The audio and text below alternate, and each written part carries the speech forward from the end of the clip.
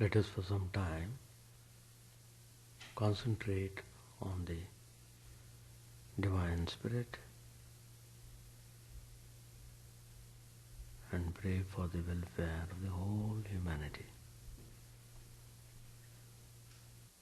Shanti Hari Om Tat Sat Om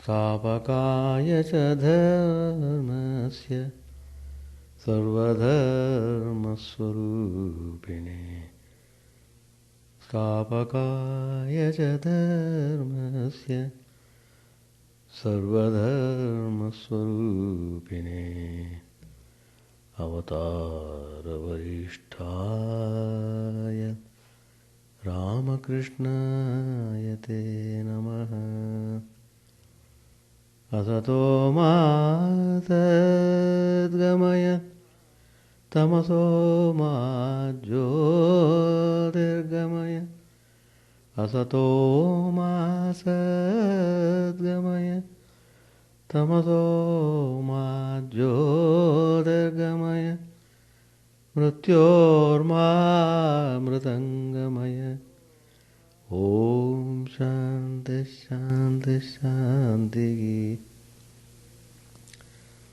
Let us bow down to Sri Ramakrishna, the embodiment of all religions, the Supreme God incarnate.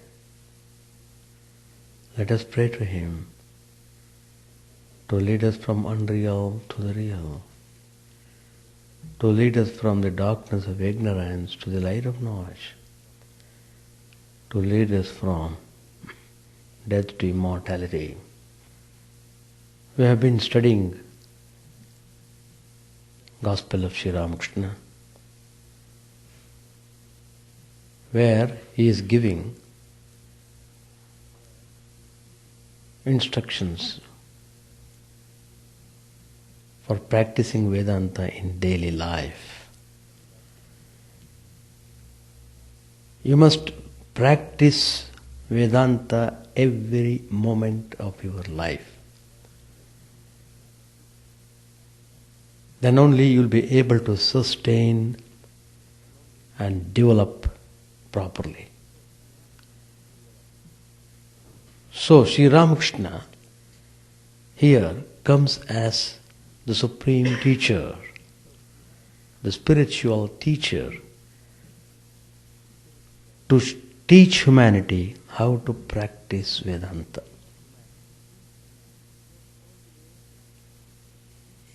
He has shown the ways, he has shown the right direction, how to turn our mind towards God. The purpose of Incarnation is to turn the people's mind towards God, to make people believe in God's glory, in God's functions.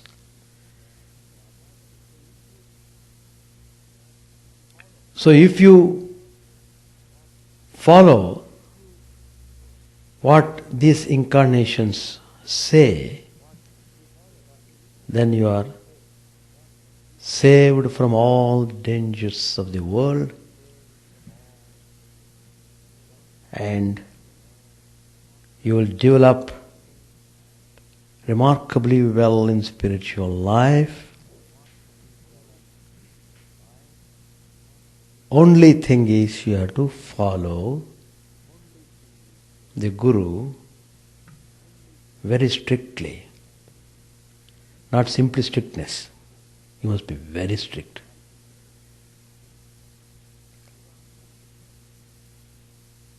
Sri Ramakrishna said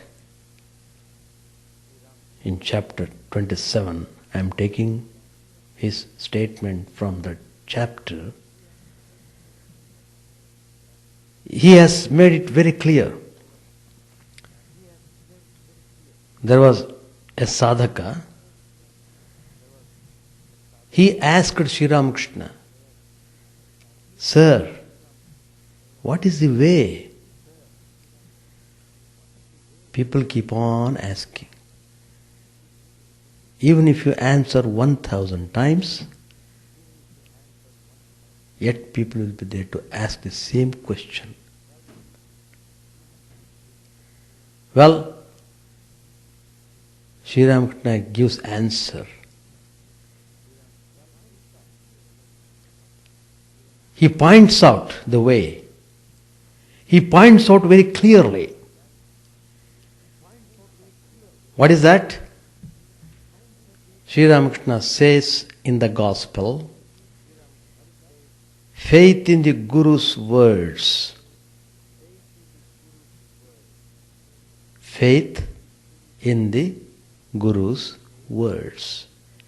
One attains God by following the Guru's instructions step by step.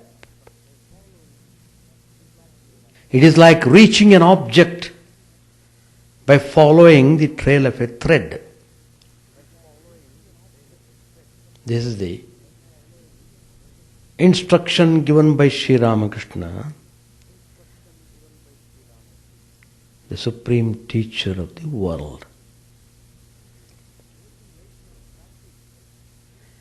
Everything lies in our practice. Sri Ramakrishna himself practiced to see God. What to speak of us? Without practice, you can't get God. Without practice, you can't get into real peace. Without practice, you will not be able to crush your most frightening ego.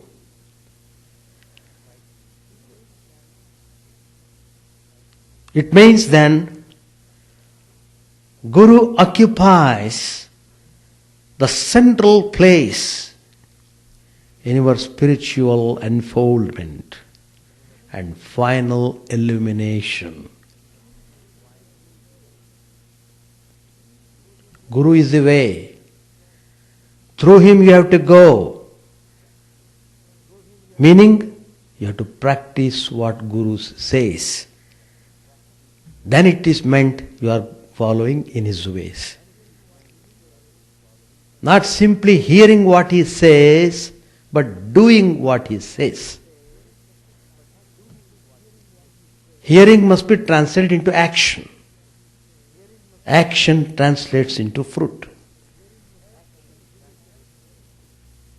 Every religious ceremony, every study, every prayer, every meditation, every ritualistic worship begins only after paying due respect to the Guru. You must have noticed in our special worships on special occasions, the first worship is offered to Guru.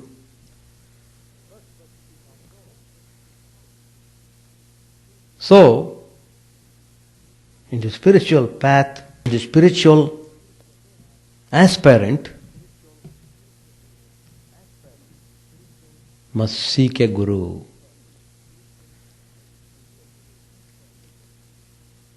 A famous Upanishad, Mundaka Upanishad, it says, Pariksha lokan karmachitan brahmano nirvedamayan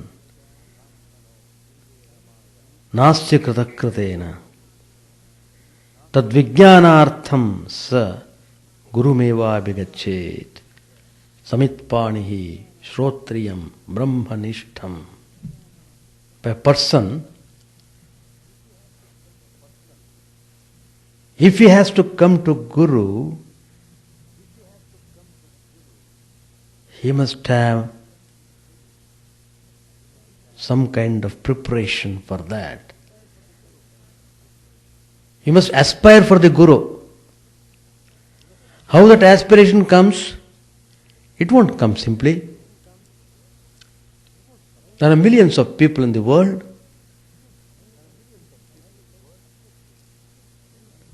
That idea doesn't occur to many people.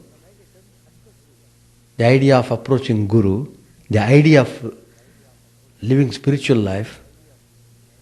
How many people do really understand that there is a spiritual life?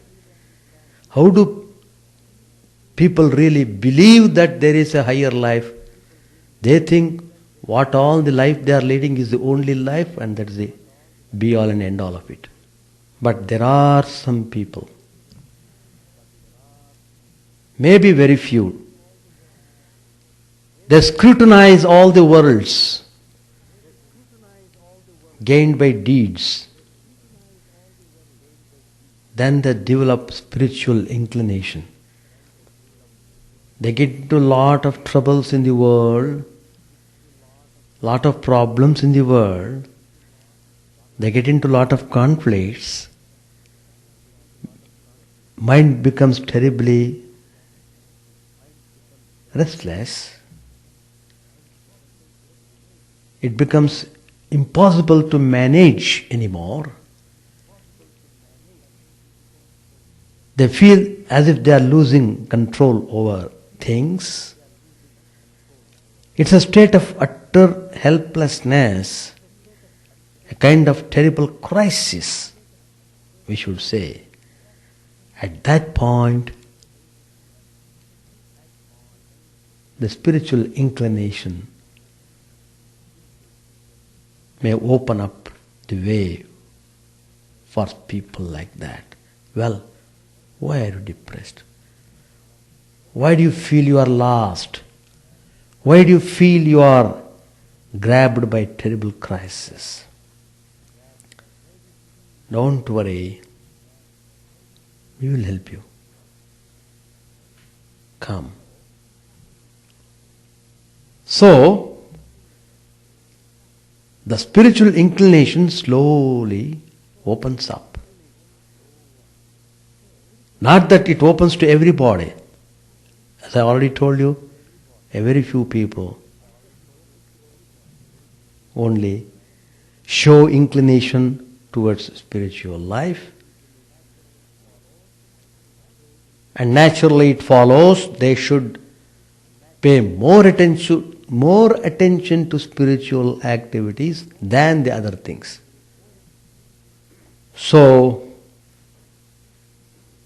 he should become a student, he should become a disciple, a humble disciple under a guru who is both learned in the scriptures, who is well established in the process of meditation. In Bhagavad Gita, Lord Krishna begins his discourse only after Arjuna has surrendered himself to him as a student, and he appeals to him to teach him.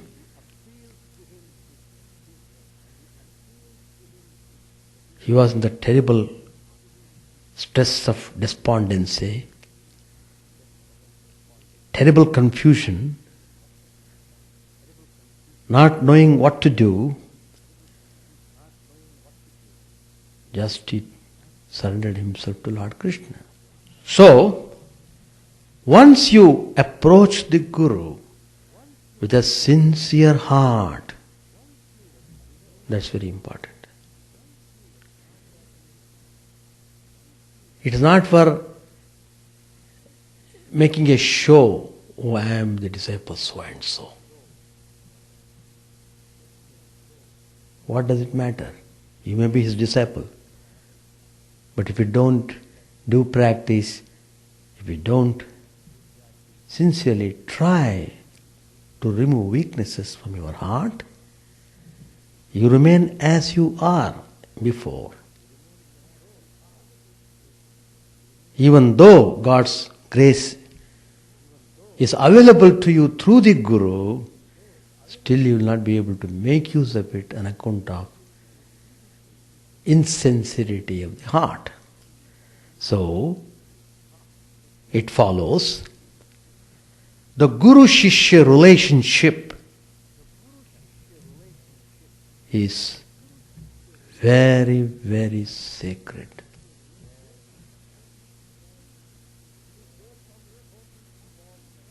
It is based on the total involvement,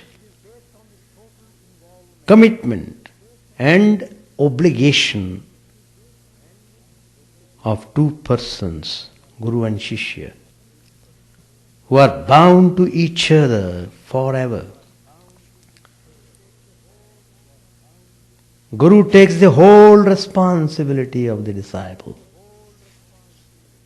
His whole concern is how to see that disciple march onwards in his spiritual path.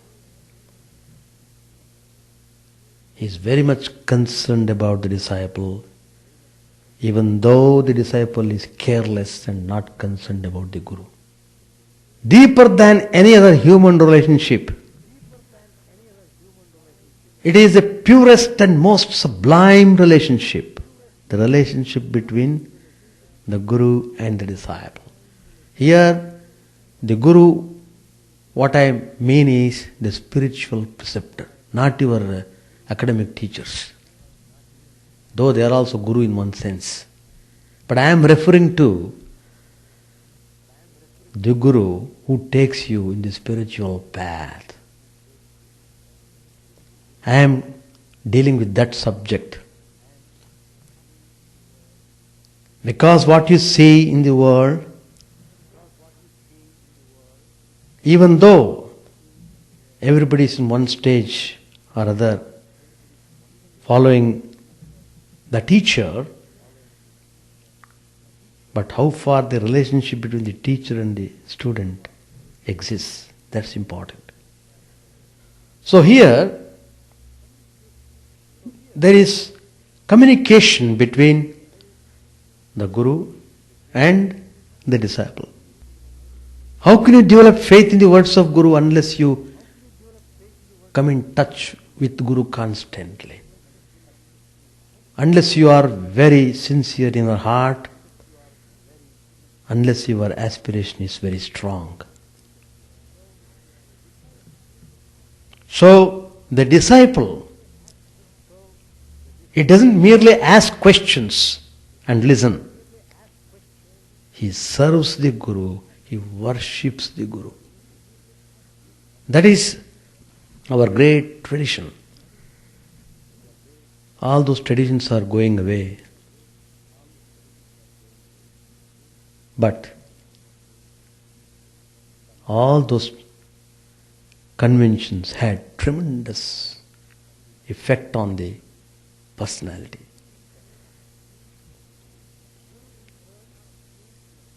The Guru in turn assumes the responsibility of the all-round growth and spiritual progress of the disciple. Lord Krishna says in the Gita, Tadvidhi pranipatena pariprashnena sevaya. Know the truth by prostrating before the Guru and by questioning and serving him. By this instruction, by this injunction, Lord Krishna has set the guideline for the Guru-disciple relationship. That relationship was very prominent in our ancient culture and tradition. There's a famous story of Ekalavya in Mahabharata. He was very eager to learn archery.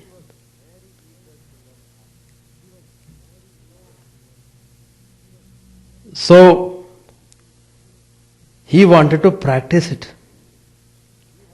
For some reason, Dronacharya, the great teacher of that time, didn't allow him to become his disciple, didn't accept him as yet his disciple, But Ekalavya was so eager. He was so much aspiring to learn archery. His whole mind was set on it. And he knew very well that Dronacharya was a great teacher of the time. He didn't want to accept anybody else. He didn't want to go to anyone for that matter. He has accepted him as his guru. Mentally, he has taken him, he has received him. And what he did, he began to practice archery before an effigy of his guru. He became the master of archery. Dronacharya came to him, witnessed it, convinced thoroughly that here is a person who has marveled at archery. He could even excel Arjun. But then, according to the tradition, the disciple should offer something to the guru. Here he offered his thumb, which is very important to shoot the arrow. He offered it as a teacher's fee to the guru. It illustrates to what extent this institution of the guru inspired faith and loyalty in the hearts of the people. A person may defy, a person may disobey anybody, but never his guru. On the other hand, in other words, what I should say, he should never disobey the guru.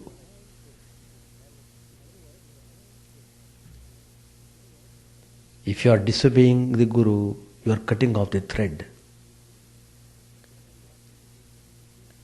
You are cutting off the communication between guru and disciple, which should not be allowed to happen. Whatever may be the reason, you must guard yourself to maintain all reverence, all devotion to the Guru. Then you will be recipient of divine grace of the Guru. According to devotional traditions, Guru occupies a place next only to a personal God.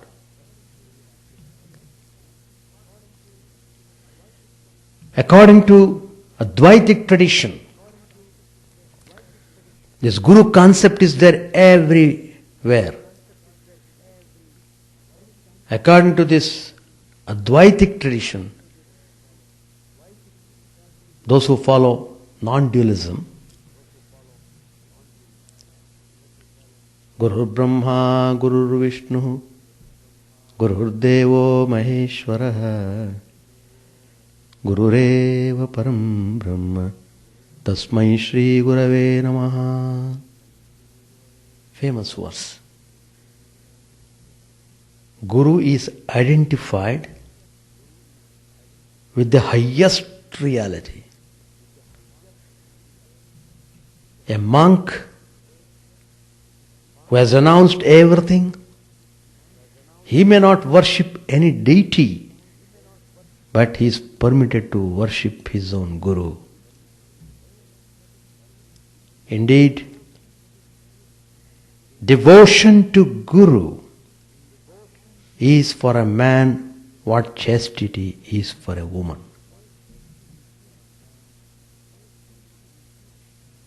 That Guru is Brahman, Vishnu, Shiva. He is that Supreme Brahman. This reverence for the spiritual preceptor has its roots in the metaphysical doctrines of God and the soul. Hindu scriptures recognize three kinds of gurus. I'm just trying to make you understand all these ideas about guru so that it helps you in your spiritual path, so that you may not derail in your spiritual journey. Be very careful about maintaining your attitude towards your guru. There are three kinds of gurus. The first one, the divine guru. The second one, the inner guru. The third one, the human guru. Let us first consider the divine guru. According to Hinduism, God is not only the cause of life and existence, but is also the source of all knowledge.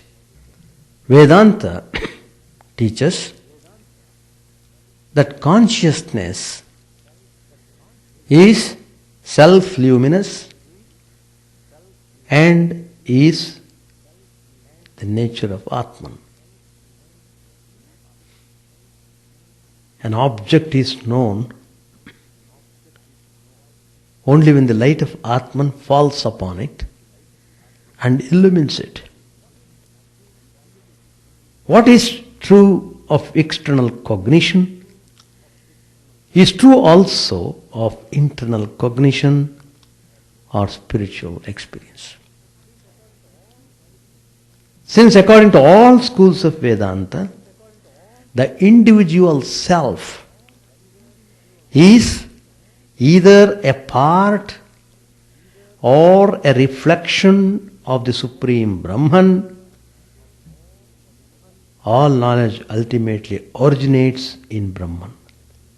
That's what Sri Ramakrishna means when he says Satchidananda is the only Guru. He says in the Gospel. In all beings,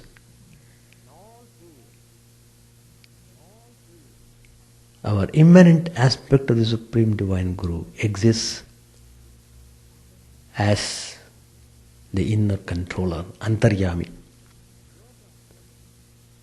The yoga of Patanjali holds a different view of God. According to this school, God is a unique kind of Purush who is omniscient because he is never restricted by ignorance, experience and karma. Since he is not bound by time, he never loses his omniscience and therefore the primordial teacher of mankind. Sapurveshamipi guruhu kalena anavachedat. Kalena anavachedat. Sa purveshamapi guruhu kalena anavachedat. That's the sutra. Although all knowledge is within you, and you need not get it from outside, still somebody is necessary to help you understand your own knowledge. That's why a teacher or guru is necessary. The guru helps you go within and understand yourself. To help you, your guru must know something of himself. From where did your guru get that knowledge? It must have been learned from somebody else. So there must be a chain of gurus.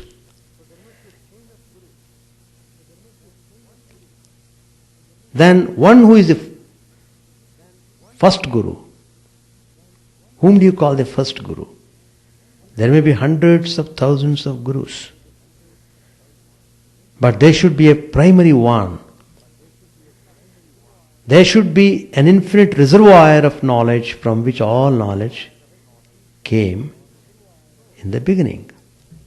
So, the Supreme Purush or Ishvara is the Guru of the Gurus. Swami Vivekananda explains this yogic concept in his complete works. He says, it is true that all knowledge is within ourselves, but this has to be called forth by another knowledge. Although the capacity to know is inside us, it must be called out. And that calling out of knowledge can only be done, the yogi maintains, through another knowledge. Dead inanimate matter never calls out knowledge. It is the action of knowledge that brings knowledge. Knowing beings must be with us to call forth what is in us. So those teachers who have experienced the truth were always necessary.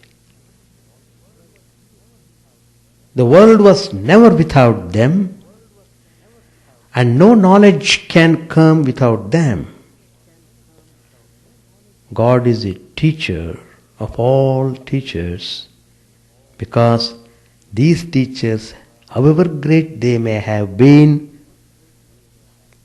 gods or angels, are all bound and limited by time, while the Supreme God is not.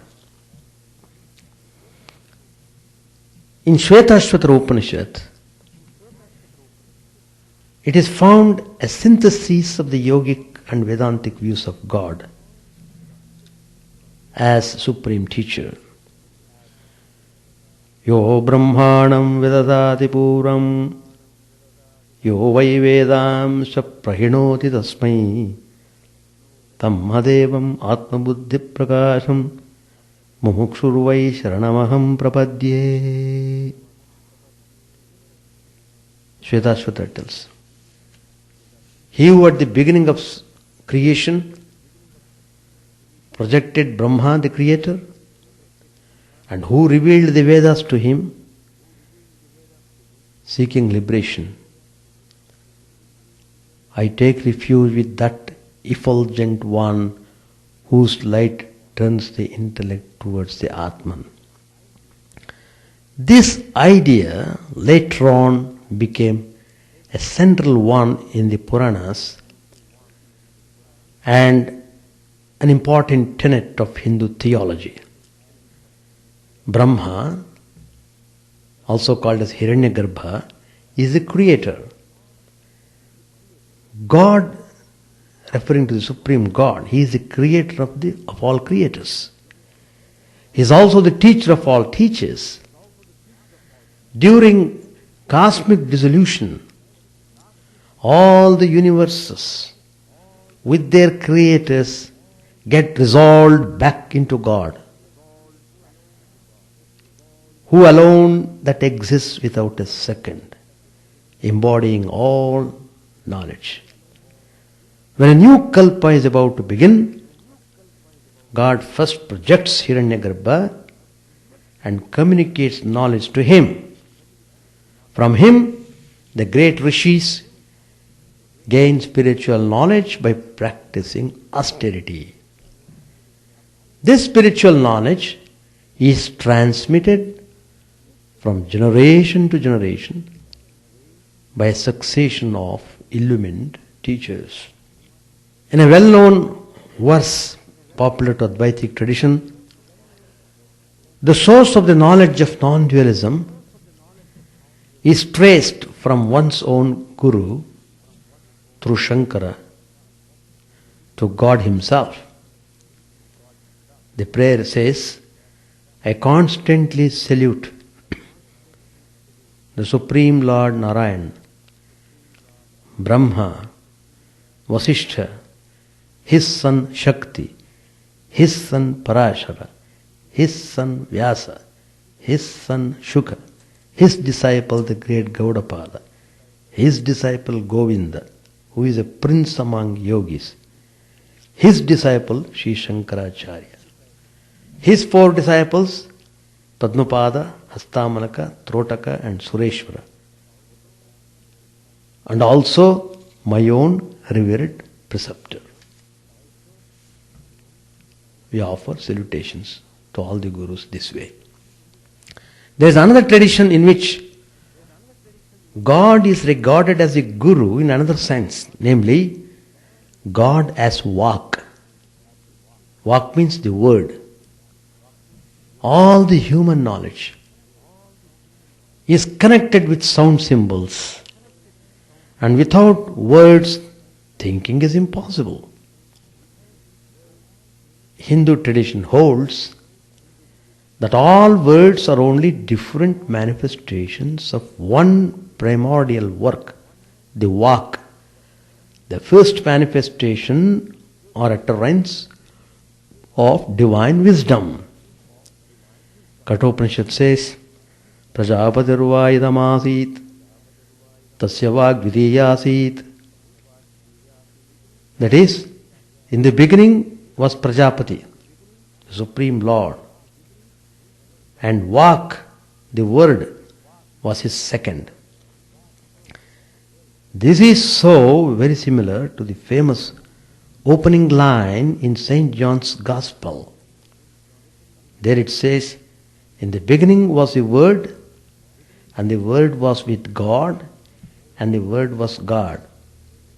Christian theology identified the Word with a male, namely Christ. The word Vak, on the other hand, is in feminine gender. It was identified in the Rig Veda with the Divine Mother, Saraswati,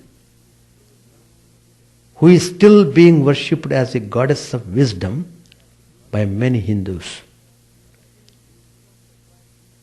This is not surprising, because who is the first teacher of man? The mother. It is a mother who communicates to the baby the first knowledge, and it is at her knees that the child picks up the primeval vocabulary of the race. The Chandogya Upanishad, another Upanishad of the Vedas, identifies the word Vak with Gayatri, personified into a female deity, and says that the entire creation is a manifestation of Gayatri. Next comes Tantras.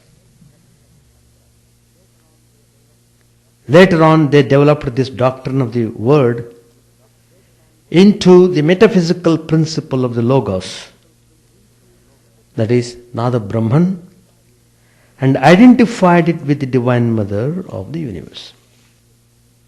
There is another tradition, the fourth tradition, of looking upon God as the teacher, is that which identifies the avatar, the incarnation, with the Supreme Godhead. That is the fourth tradition. According to this tradition, the incarnations are the teachers of the world. Lord Krishna, Lord Christ, Lord Buddha, Sri Ramakrishna. Lord Krishna, Krishnam Vande Jagat Gurum. So this Guru concept has so much developed.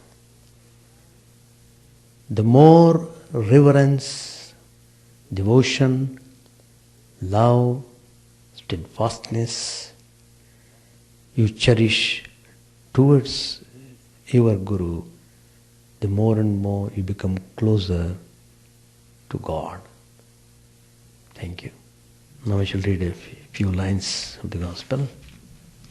Then any questions you may ask. Page 540, Sri Ramakrishna is talking to Goswami. Goswami said, I am satisfied that I have seen you and I have been listening to your words. Sri Ramakrishna asked him, do you have any questions? For that Goswami replied like this. Then Master said, go and visit the temples.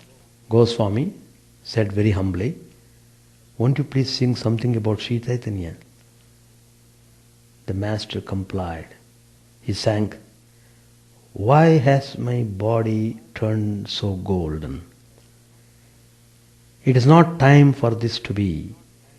Many the ages that must pass before as Gauranga I appear. Again he sang, Gora gazes at Vrindavan and tears stream from his eyes. In an exuberance of joy, he laughs and weeps and dances and sings. He takes a wood for Vrindavan, the ocean for the blue Jamuna. He rolls on the ground for love of Hari. After singing, the Master went on with the conversation. He said to Goswami, I have sung these songs to suit your Vaishnava temperament, but I must sing differently when the Shaktas or others come. Here, referring to himself, people of all sects come, Vaishnavas, Shaktas, Kartabhajas, Vedantis, and also members of the modern Brahma Samaj. Therefore, one finds here all ideals and attitudes. It is by the will of God that different religions and opinions have come into existence. God gives to different people what they can digest. The mother does not give fish pilau to all her children. All cannot digest it. So she prepares simple fish soup for some. Everyone cherishes his own special ideal and follows his own nature. They provide various images for the Barori, a religious festival, the cost of which is borne by the whole community, because people of different sects assemble at it. You see their images of Radha Krishna, Shiva Durga and Sita Rama, different images in different places. A crowd gathers before each image. One sees another image. Also, a prostitute beating her paramour with a broomstick. Those people stand there with gaping mouths and cry to their friends, What are you looking at over there? Come here, look at this. All laugh. Radhika Goswami saluted the Master and took his leave. It was 5 o'clock. The Master was on the semicircular west porch. Babu Ram, Latu, the Mukherjee brothers, M and some other devotees were with him. Master said to M and the others, Why should I be one-sided? The Goswamis belong to the Vaishnava school and are very bigoted. They think that their opinion alone is right and all other opinions are wrong. My words have hit him hard. Smiling, he said, one must strike the elephant on the head with the gourd. One must strike the elephant on the head with the gourd. That is the elephant's most sensitive spot. Then Sri Ramakrishna told a few naughty jokes for the young men. Master said to the devotees, I don't give the youngsters a pure vegetarian diet. Now and then I give them a little water smelling of fish. Otherwise, why should they come? We shall stop here. So, Spiritual path becomes easy when you follow Guru's words, Guru's teachings, when you develop true love and devotion. As a Guru feels concerned about the disciple also must feel concerned about the Guru. It should be reciprocated. Not that only Guru should think of the disciple, the disciple just doesn't have to bother about the Guru. No, it is not like that. But Guru takes the whole responsibility of the disciple. When the Guru says you practice meditation, you must practice it without giving any reason. By practicing meditation properly, in course of time you get what you should get. Without practicing, how can you expect any result? You shouldn't even ask the question. What is the intensity of your practice? I should know first, before you expect any result. After all, you may sit for a maximum 1 hour. All the 23 hours are spent in other ways. How can you expect the mind to be in a purified state? If you have to have the spiritual benefits, spiritual results, it follows more time should be given to spiritual practices, spiritual life than the other things. It is very simple, very clear. Because you are not able to do it, so you have to be satisfied with what you are getting without complaining. That's all. On the other hand, be more and more humble, free from ego, free from jealousy. Try to correct, try to purify yourself consciously. Try to maintain your level of purity wherever you are. That makes the path easier. And when you get more time, when you become more free, when you become more leisurely, then devote your whole time in spiritual practices. That's the way. Anything? Any Bhagavad Gita? Mithilesh is ready to tell something. Tell. Give your comments also, so that I can also enjoy the observation. But how many people are able to do meditation? That's the point. They love to do it, but they can't do it. That's the state of affairs. Many things we love to do, but we can't do. So as Lord Krishna tells, surrender yourself. When you surrender yourself, don't question anymore, don't entertain any doubts anymore. Surrender means not half by half. Half and half surrendering will not help you. Surrender means total surrender, including your wonderful ego. Huh? That's the way. Do you have any question yourself? Do you have any question? Any experience you have got? You can give. As long as you are in the world, as long as you are having family responsibilities, certainly you have to devote part of your mind to such activities. But at the same time, you must keep the mind on God also. That is, repeating God's name mentally and praying to Him to give you strength of mind to bear the things of this world. And just pray to Him and carry on the duties in a dispassionate way.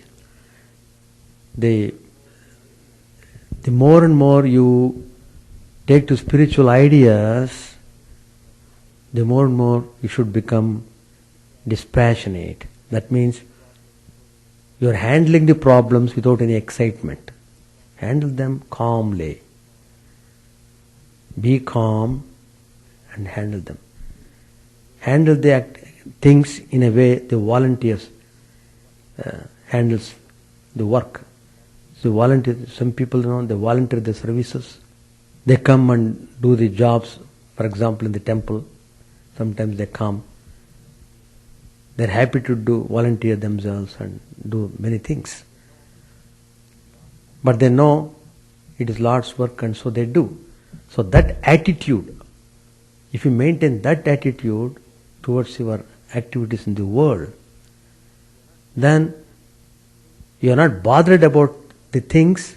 On the other hand, you keep on learning this spiritual value out of all these things. How things are unreal, how coming in contact with people betray. So, in order to impress upon your mind the unreality of the world. So, it should make you more strong. It should make you come closer to God. Because you are living in the world, you are having family, children, everybody, depending upon your helping them, certainly you should help them. But always feel you belong to God, they all belong to God, including yourself. You are just doing the things as an agent of God. That attitude should be maintained, then you will be peaceful. Whatever the things happen, things happen not on account of yourself. It may be on account of other factors for which you are not responsible. But they happen, but you have to bear with. That's all. For any reason, you should not stop thinking of God. You must keep on maintaining that spiritual level. That's important. The spiritual lamp, you must keep it always burning. Spiritual lamp must be kept burning in your heart all the time. That's very important. If you don't look into that, there is chance it may be put off. If you just look at it, it keeps on burning. That's the beauty of spiritual light. That means you must keep on thinking about God. Never miss a day without thinking God. And slowly you develop this strength and everything will be all right. As I said, after some time you will be initiated also. But pray to Sri Ramakrishna to guide you. It is He only guiding you. It is He only guides all of us here. I am only instrument. I happen to be a channel. So I pray to Sri Ramakrishna for everybody. That's all. Any more? Alright, we shall stop. Chant the name of the Lord and His glory unceasingly, that the mirror of the heart may be wiped clean, and quench that mighty forest fire, worldly lust, rageously within. O name, stream down in moonlight on the lotus heart, opening its cup to knowledge of thyself.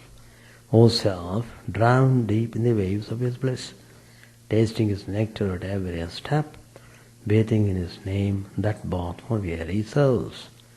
Various are thy names, O Lord. In each and every name thy power resides.